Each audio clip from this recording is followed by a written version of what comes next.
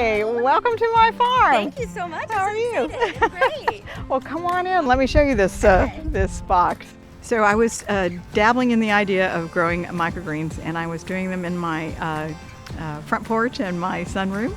And I met a kid at NC State who had this idea of a farmery, taking shipping containers, making farms out of shipping containers that were on the eastern seaboard.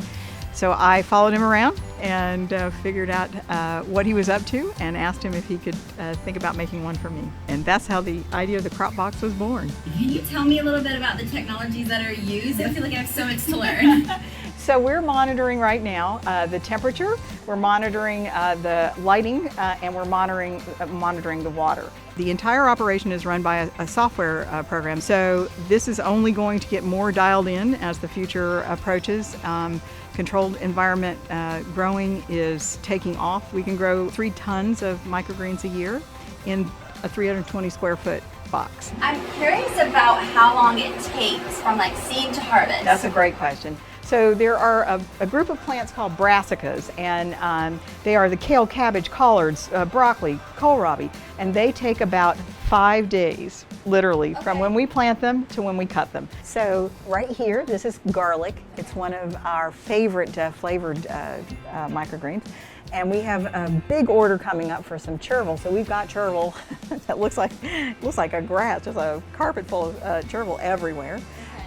We've got a little bit of red amaranth that we haven't completely harvested over here. We use that to sprinkle in rainbow mixes for some clients. Okay. We are in about 70 restaurants locally.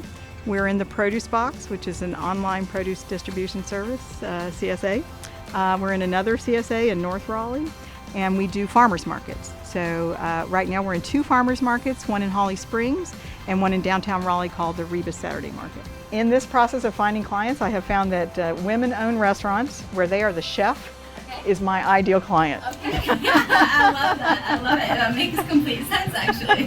When my children were little, especially my daughter, I often referred to them as sweet peas. As I was going through names of what kind of vegetable thing, what am I going to call this thing, that just kept coming up. And I was like, I'm just going to name it sweet peas. And the urban gardens is because we're in an urban environment and we have a couple gardens.